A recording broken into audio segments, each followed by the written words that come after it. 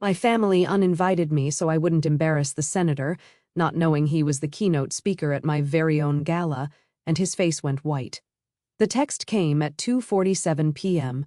on a Friday while I was reviewing the seating chart for the Children's Hospital Gala. 700 guests, 40 corporate sponsors, 2 governors, 3 senators, and the lieutenant governor. All confirmed. My phone buzzed. "Don't come to the family reunion tomorrow. Maria's boyfriend is State Senator Richard Brennan. We need to impress him. Your nonprofit work would just complicate things. Hope you understand, Dad." I stared at the message for a long moment. 12 years of building one of the most successful children's advocacy organizations in the state, and my father still thought I worked at a little charity. I wasn't angry. I was done. I typed back, "Okay." What my family didn't know, what they'd never bothered to ask, was that Senator Richard Brennan was the keynote speaker at my gala that same night at the same country club where they were holding their reunion, and he'd be sitting at my table. Growing up as the middle child in the Torres family meant being invisible. My older sister, Maria, was the beauty, homecoming queen, sorority president, married to wealth at 23, divorced at 25, now dating a state senator at 28. My younger brother, Carlos, was the athlete, full ride to USC, minor league baseball, sports commentator for the local news. I was neither beautiful enough nor athletic enough to warrant attention. "Sophia's more of a thinker," Mom would say at family gatherings, the way someone might describe a boring but dependable appliance. When I told them at 16 that I wanted to work in nonprofit advocacy, Dad actually laughed. "Honey, those jobs don't pay anything. You need to be practical, maybe teaching. Good benefits, summers off." "Or marry well," Maria added, examining her nails. "That's always an option." I stopped sharing my dreams after that. At 18, I started volunteering at a children's hospital. Just a few hours a week between classes at community college. I'd read to kids in the oncology ward, play games with them, help families navigate the impossible maze of medical bureaucracy. One day, a mother grabbed my hand in the hallway. "You saved us," she said, tears streaming. "We were about to lose our house paying for treatment. You found us that fund. You didn't give up." That's when I knew. I transferred to State University, double major, public policy and social work, worked 3 jobs to pay for it because Dad said, "We already helped Maria with college. Carlos gets the athletic scholarship. You'll figure it out." I figured it out, graduated with honors at 22, got hired at a small children's advocacy nonprofit making $31,000 a year. My family congratulated me the way you might congratulate someone on a participation trophy. "That's nice, mija," Mom said at Sunday dinner. "But when are you going to get a real career?" Maria, who was planning her second wedding at the time, patted my hand. "It's sweet that you want to help people, but you also need to think about your future." I smiled. "I am."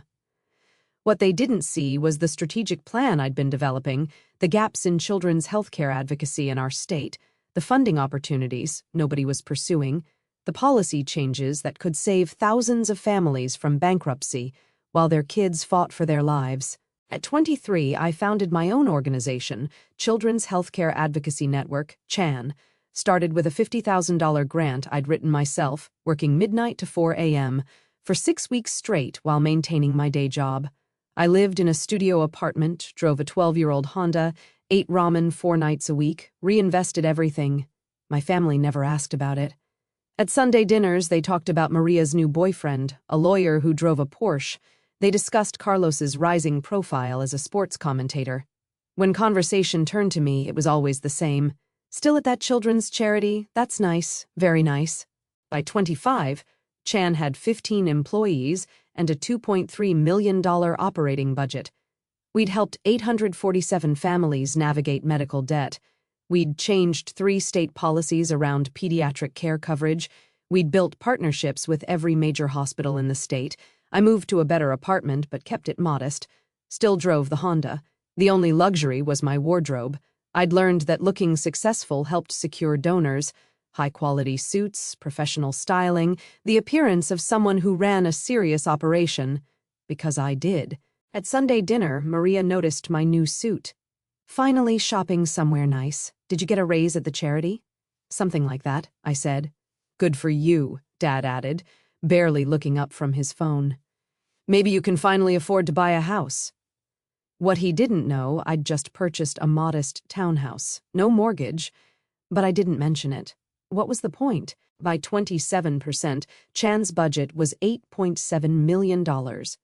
We had 43 employees across 5 regional offices. We'd helped over 3,200 families. Our policy advocacy had resulted in $43 million in additional state funding for children's health care programs. I was invited to speak at national conferences, testified before state legislature committees, built relationships with every major political figure in the state who cared about children's issues, including State Senator Richard Brennan. Senator Brennan and I had worked together on 3 major pieces of legislation. He'd been instrumental in passing the Children's Medical Debt Relief Act, a bill I'd written that helped families discharge medical debt through a state hardship fund. We'd had coffee probably 15 times, strategy sessions, fundraiser planning meetings. He knew me as Sophia Torres, executive director of Chan. I knew him as a genuinely decent politician who actually cared about policy over politics. When his office called 6 months ago about keynoting our annual gala, I'd been thrilled. The Children's Hospital Gala was our biggest fundraiser. Last year, we'd raised $4.2 million in one night. This year, we were aiming for $6 million. The guest list included the lieutenant governor, 2 other state senators, dozens of corporate executives, philanthropists, and community leaders. The seating chart alone had taken 3 weeks to finalize. Senator Brennan was at the head table with me, the lieutenant governor, our board chair, and 2 major donors. What I didn't know until yesterday was that Senator Brennan was also dating my sister Maria. The text from Dad came while I was doing final gala preparations. "Don't come to the family reunion tomorrow. Maria's boyfriend is State Senator Richard Brennan. We need to impress him. Your nonprofit work would just complicate things." I read it 3 times. Complicate things. I called my assistant director, James. "What time is Senator Brennan arriving tonight?" 6:30. He wanted to arrive early to review his speech with you. Perfect. I paused. James, hypothetically, if you found out your family was having a reunion at the same venue as our gala, what would you do? Depends. Are they terrible people or just oblivious? Oblivious, mostly. Then I'd let the universe handle it. He paused. Wait, your family reunion is here tonight, apparently in the small ballroom, and Senator Brennan is... He started laughing. Oh no, well, this is beautiful. Your sister is dating our keynote speaker. Seems that way. Are you going to tell them? I thought about 12 years of dismissal. 12 years of, that's nice, mija. 12 years of being the forgettable middle child with the little charity job. No, I said. I don't think I will. I arrived at the country club at 5 p.m. The grand ballroom looked perfect. Round tables with floor-length linens, centerpieces of white roses and blue hydrangeas, soft lighting that made everything glow. The stage was set with our Chan logo projected behind the podium. The small ballroom next door where my family's reunion was happening was decorated with colorful balloons and a banner reading Torres Family Reunion 2024. I checked in with our event coordinator, confirmed the photographers' positions, reviewed the program one last time. At 5:45, I changed into my gown, a midnight blue floor-length dress that had cost more than my first car. It was worth it. Tonight mattered. At 6:15, I was greeting early arrivals in the lobby when I heard familiar voices. This place is gorgeous, my mother's voice carried. I can't believe Maria's boyfriend is a state senator. Just be cool, Mom. Maria's voice, tight with nerves. Act natural, don't embarrass me. When do we embarrass you? Dad asked, sounding hurt. I stepped back into the grand ballroom before they could see me. At 6:30, Senator Brennan arrived. Sophia? He greeted me with a warm handshake. The place looks incredible. You've really outdone yourself. Thank you, Senator. We're projecting $6.2 million tonight. That's remarkable. He loosened his tie slightly. I have to tell you, I'm a bit nervous. This is a bigger crowd than most of my campaign events. You'll be wonderful. You always are. I gestured to the head table. You're at table 1 with me, Lieutenant Governor Chen, our board chair, Patricia Morrison, and donors Michael and Susan Chin. All good people, very supportive of children's health care. Perfect. Though I should mention I'm bringing a guest, my girlfriend. I hope that's okay. I cleared it with your office last week. Of course, we have her seated next to you. Great. She's actually around here somewhere with her family. They're having some kind of reunion in the other ballroom. He checked his watch. I should go find her. Bring her in for introductions before things start. Take your time, I said smoothly. We don't start seating until 7. He headed toward the lobby. I took a deep breath and went to check on the kitchen. At 6:45, guests were arriving in earnest, the lieutenant governor, corporate executives, philanthropists I'd been courting for months. Everyone dressed to impress, ready for an evening of making a difference. At 6:55, the event coordinator gave me the 5-minute warning. At 6:57, I took my place at the head table. At 6:59, the doors opened for final seating. Senator Brennan entered the grand ballroom with Maria on his arm. She looked beautiful. Of course she did. Red dress, perfect hair, diamonds at her throat that had probably cost more than my monthly salary back when I was starting Chan. They approached the head table. The coordinator checked their names, confirmed their seats. Senator Brennan pulled out Maria's chair, started to sit down himself. Then he saw the place card to his left. Sophia Torres, Executive Director, Chan. He looked up, saw me sitting there, composed and professional. His face went absolutely white. Sophia. His voice came out strangled. You're Sophia Torres. Maria's head whipped around. She saw me. Her mouth fell open. Hello, Senator Brennan, I said calmly. Maria, so glad you could join us tonight. You? Maria's voice was barely a whisper. You run this? I founded it, actually, 12 years ago. I gestured to the ballroom. Welcome to the Children's Healthcare Advocacy Network Annual Gala. We're hoping to raise over $6 million tonight to support families whose children are fighting life-threatening illnesses. Senator Brennan sank into his chair, still staring. Maria, your sister is Sophia Torres. The Sophia Torres, the one who wrote the Medical Debt Relief Act. I didn't... Maria looked around wildly as if searching for an exit. The lieutenant governor leaned over. Sophia, is everything all right? Perfectly fine, Lieutenant Governor Chen. Just some family catching up. I smiled at Maria. Maria, you're looking well. How have you been? She couldn't form words. Senator Brennan's expression was shifting from shock to something like horror. Maria, you told me your sister worked at a small nonprofit. You said she had a nice little charity job that she was very passionate about. She does. Maria gestured helplessly at the ballroom full of powerful people, the stage, the projected donations already climbing on the screens. This is the most influential children's advocacy organization in the state, the senator said, his voice getting louder. Sophia has testified before Congress. She's been featured in the New York Times, the Washington Post, Forbes 30 Under 30 Social Entrepreneurs. He turned to me. Your family doesn't know. They never asked, I said simply. Maria's face was red now. Sophia works at a charity. She always has. You thought it was cute? I suggested gently. Sweet, nice, but not serious. Maria's silence was answer enough. Senator Brennan stood up abruptly. Excuse me, I need a moment. He walked away from the table, pulled out his phone. I could see him typing furiously. Maria leaned toward me, her voice desperate and low. Sophia, you have to understand. We didn't mean... Maria. I kept my voice gentle but firm. Dad texted me this afternoon, told me not to come to the family reunion because your boyfriend was a state senator and my nonprofit work would complicate things, would be embarrassing. Her face went from red to pale. He told you not to come because I'd be an embarrassment to you in front of your impressive boyfriend, the state senator. I paused. The same state senator I've been working with for 3 years. The same senator who's here tonight to speak at my gala at my invitation. Oh my God, Maria put her head in her hands. Senator Brennan returned to the table. His jaw was set. I just texted your father, asked him why he didn't mention his daughter ran Chan. He said, and I quote, Sophia? She works at that children's charity. Nice work, but nothing major.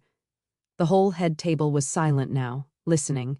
I replied, the senator continued, his voice tight with anger, that I was currently at Chan's annual gala, that his daughter, Sophia, was sitting next to me, that I was about to give a keynote speech praising her extraordinary leadership. He looked at Maria. He said there must be some mistake, that Sophia couldn't possibly be important enough to host an event like this. Richard, Maria started, do you know what I told him? The senator wasn't yelling, but his voice carried. I told him I've worked with his daughter on 3 major pieces of legislation, that she's one of the most effective advocates I've ever met, that Chan has a $9.4 million operating budget and helps thousands of families every year, that his daughter has done more to improve children's lives in this state than most elected officials manage in an entire career. Maria was crying now. silent tears running down her carefully made-up face. "I told him," Senator Brennan continued, "that I was honored to be at her event and that I was reconsidering my relationship with any family that could be so blind to one of their own." "Senator," I said quietly, "the program starts in 3 minutes." He took a breath, sat down. "You're right. I apologize. This is your night. I shouldn't have—" "No apology necessary." I touched his arm briefly. "But perhaps we should focus on the children we're here to help." He nodded, reached for his water glass with a shaking hand. "Sophia," Maria whispered, "I'm so sorry. I didn't know. We didn't know." "I know you didn't. That's the problem." The lights dimmed. Our board chair approached the microphone to begin the program. I gave the opening remarks, talked about the 4,847 families Chan had served this year, the policy victories, the lives changed, introduced our first video, a mother talking about how Chan had saved her family from bankruptcy while her son fought leukemia. There wasn't a dry eye in the room. Throughout the program, I could see Maria at the head table, her mascara running, trying to hold herself together. Senator Brennan was polite but distant with her, all his warmth reserved for his interactions with me and the other guests. When it was time for his keynote, the senator walked to the podium, adjusted the microphone, looked out at the 700 guests. "Good evening. I'm State Senator Richard Brennan, and I'm honored to be here tonight to support the Children's Healthcare Advocacy Network." He paused.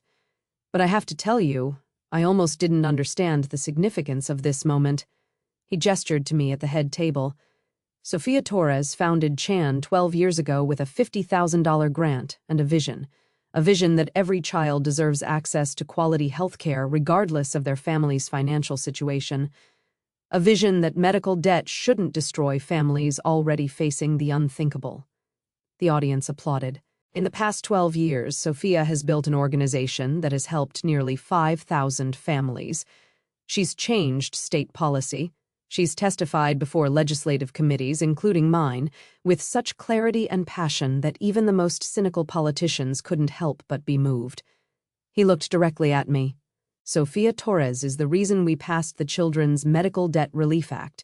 Her research, her advocacy, her refusal to give up when everyone said it was impossible.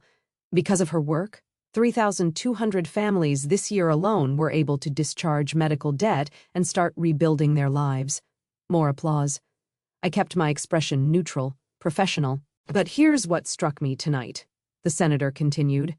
"I was talking with someone earlier who didn't know what Sophia had built, someone who thought she worked at a nice little charity, someone who had no idea that the woman they dismissed as doing sweet but not serious work had actually created one of the most impactful organizations in our state." Maria sank lower in her chair. It made me think about how often we make assumptions, how often we decide someone isn't important based on our own limited understanding, how often we dismiss people who are quietly changing the world because they don't fit our definition of success. He paused, letting it sink in.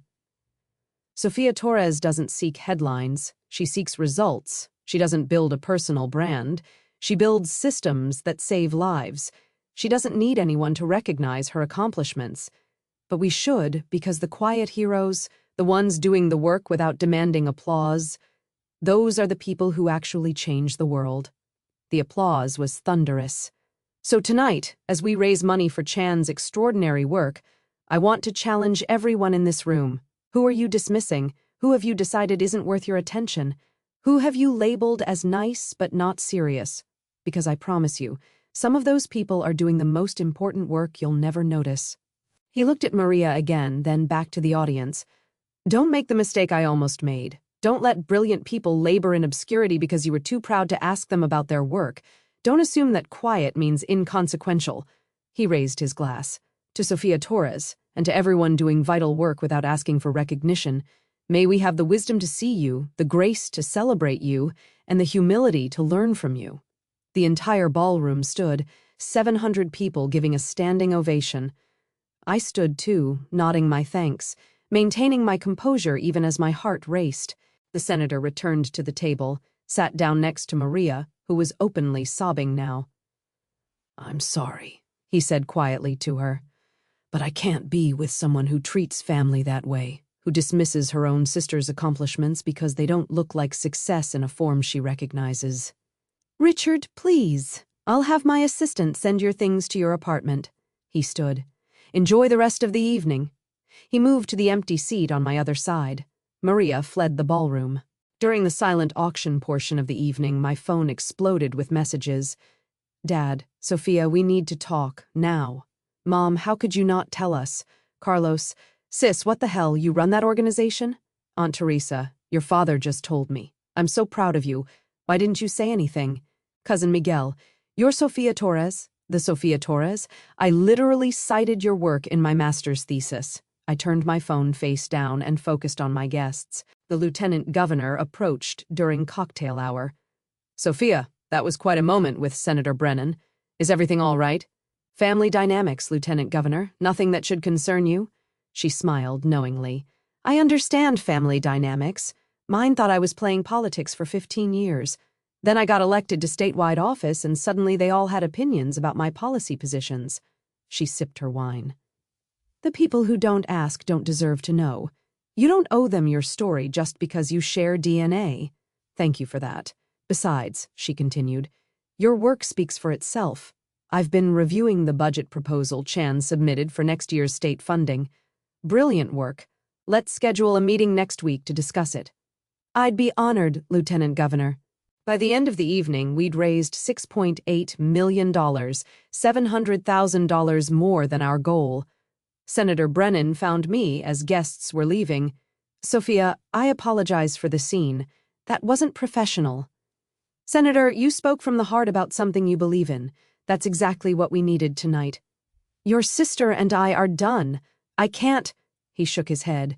"I can't be with someone who's that blind to what matters, who judges people by such superficial measures."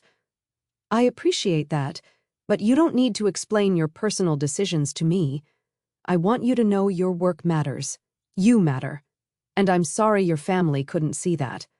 "They're starting to," I said quietly. I left the country club at 11 p.m., exhausted but exhilarated. We'd done it. Another successful gala. More families we could help. More lives we could change. My phone had 63 missed calls and 127 text messages. I ignored all of them except one from James, my assistant director. "Boss, you're trending on Twitter, #Sophia Torres and #QuietHeroes.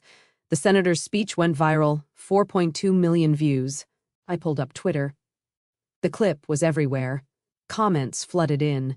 "Don't let brilliant people labor in obscurity. This speech is everything." "Imagine telling your daughter not to come to a family event because your other daughter's boyfriend would be there and he turns out to be speaking at her gala. Karma." Sofia Torres built a $9.4 million organization while her family thought she had a nice little charity job. This is why you should ask people about their lives. The audacity of that family. She literally helps thousands of children, and they told her to stay home. I pulled into my driveway, sat in the car for a moment. My phone rang. Dad. "Hello, Sophia." His voice was tight. "We need to talk about why you didn't tell us." "No, Dad, you need to talk about why you never asked." "That's not fair, isn't it? In 12 years, how many times did you ask about my work? How many times did you ask what Chan actually does? How many times did you ask about my budget, my staff, my policy work, my advocacy?" Silence. "I have 43 employees, Dad. We operate in 5 regional offices across the state.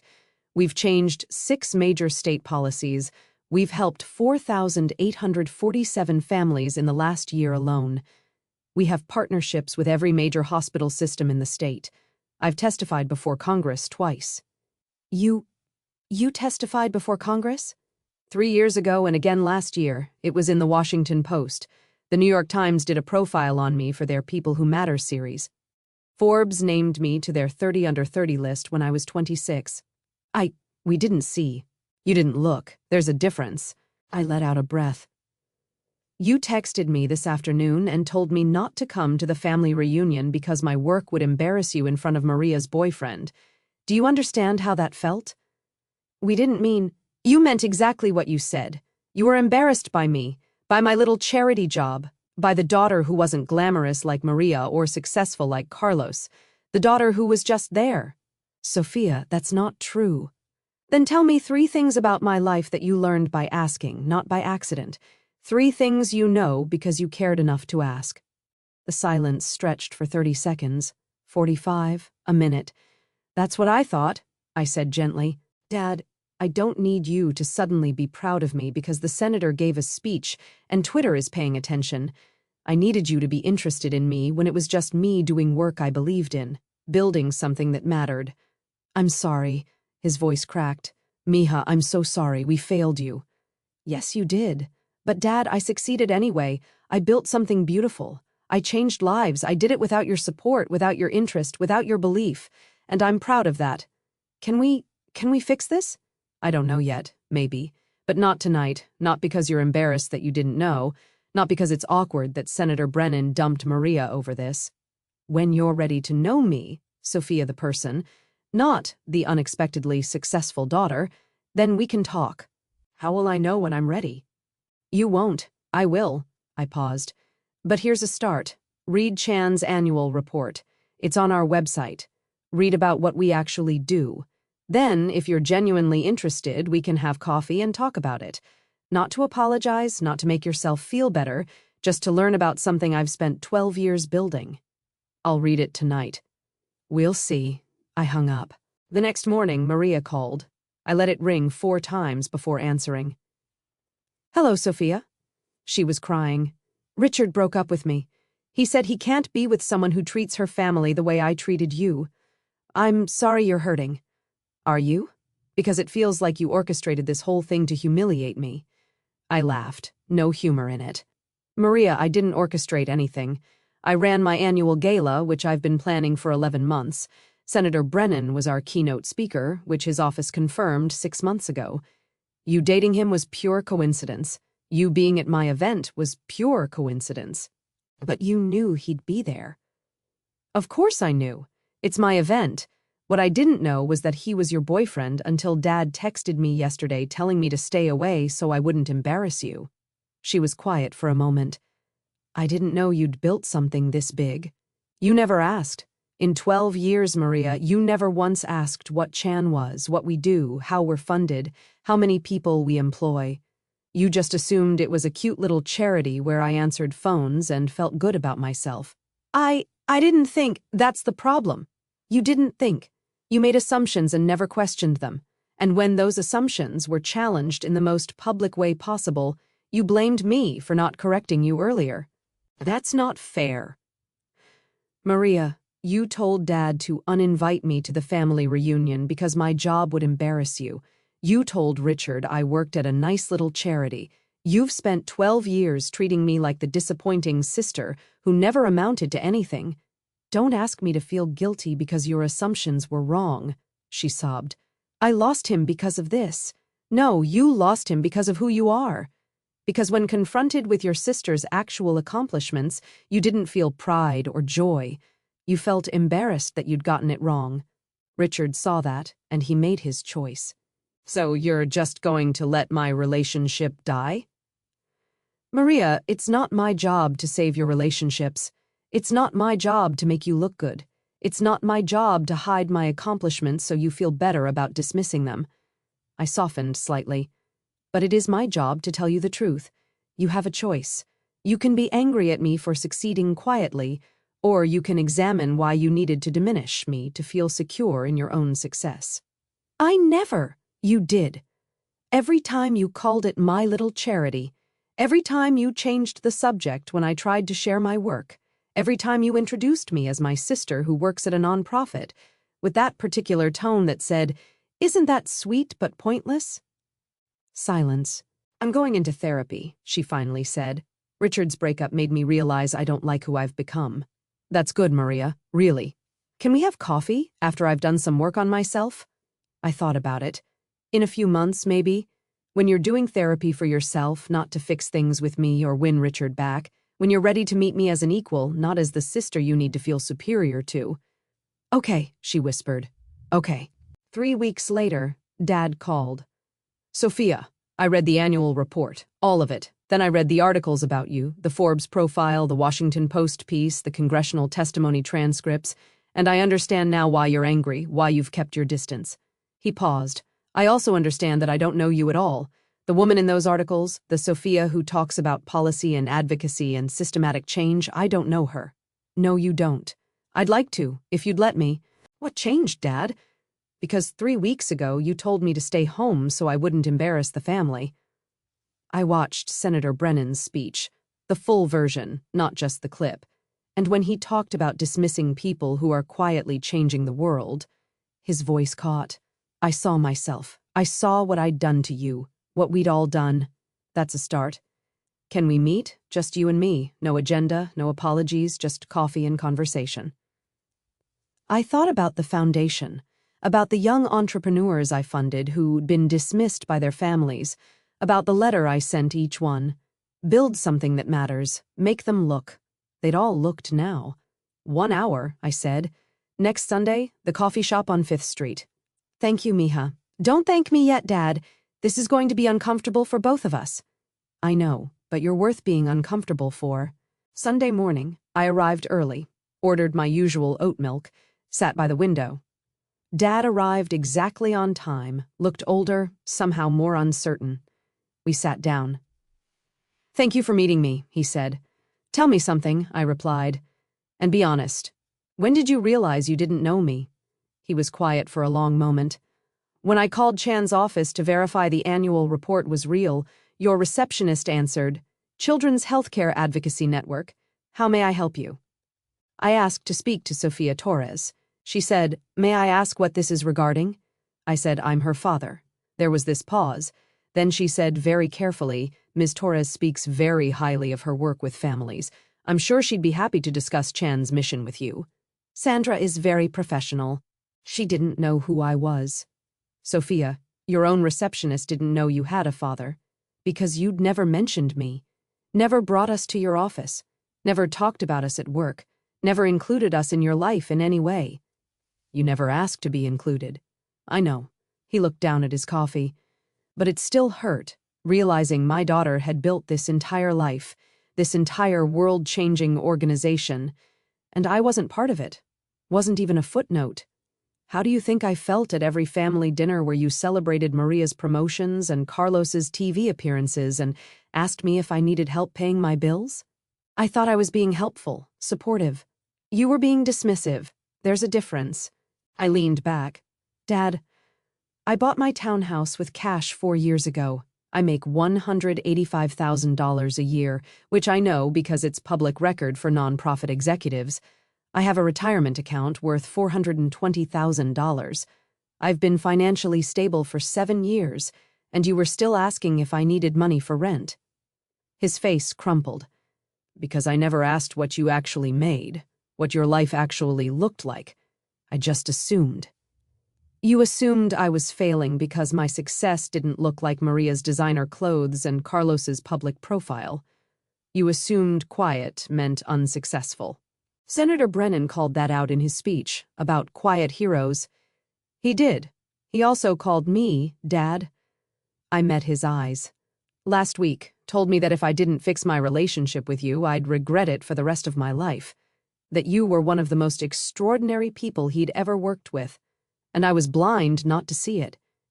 He didn't need to do that. Maybe not, but I'm glad he did. Dad reached across the table, stopped short of touching my hand. Sophia, I don't know how to fix 12 years of not paying attention, of not seeing you.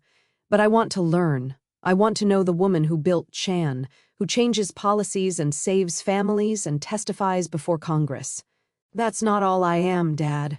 I know. That's what I'm trying to say.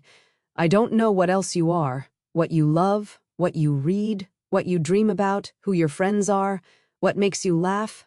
I don't know my own daughter. I took a sip of my coffee. Let the moment breathe. I collect vintage political campaign buttons, I said finally. I have over 300 of them, from 1890 to 6 to present day. I'm obsessed with the West Wing. I've watched the entire series 11 times. I foster senior dogs because shelters have trouble placing them. I'm teaching myself piano. I'm terrible at it, but I love it anyway. Dad's eyes were wet. I didn't know any of that. You never asked, but Dad, I met his gaze. I'm telling you now, that's all I can offer. The chance to start knowing me. Not as the daughter who disappointed you, not as the unexpectedly successful surprise, but as me, the whole person. I'll take it. Whatever you're willing to give, I'll take it and be grateful. We talked for 2 hours. I told him about my work, yes, but also about the foster dogs, the piano lessons, the campaign button collection. He told me about his own life in ways he never had. His regrets, his fears, his slow realization that he'd valued the wrong things. It wasn't forgiveness, not yet. But it was a start. 6 months later, Chan celebrated its 13th anniversary. We'd just secured a $12 million state contract to expand our services to rural communities. The celebration was at our main office. Staff, board members, volunteers, families we'd helped. And in the corner, looking slightly uncomfortable but genuinely trying, my parents. Dad had read every article I'd sent him, attended 2 of my speaking engagements, volunteered to help with our fundraising database, a job he was surprisingly good at. Mom had started volunteering in our family support program using her social work degree she'd let lapse 20 years ago. Maria was still in therapy. We'd had coffee twice. Progress was slow, but it was progress. Carlos had written a sports commentary piece about me, the sister I didn't know, what sports can learn from Sofia Torres's quiet leadership. But the most meaningful moment came when a mother approached me during the celebration. Ms. Torres, I wanted to thank you. Chan helped us last year when my daughter needed emergency surgery. You personally called me to walk through the hardship fund application. You stayed on the phone for 90 minutes helping me gather documentation. You saved our home. My dad overheard, watched the mother hug me, tears in her eyes. After she walked away, he said quietly, "You do that often?" Personally call families when I can. It's why I built this. To help people the way I wish someone had helped me understand that my worth wasn't determined by other people's attention. I'm so proud of you, Mija. Thank you, Dad. I paused. But I built this for me, for the families, for the kids who deserve health care regardless of their parents' bank accounts. Your pride is welcome, but it's not why I do this. He smiled. Sad, but genuine. I know, that's why I'm proud. Because you didn't need my approval to become extraordinary, you just became it anyway.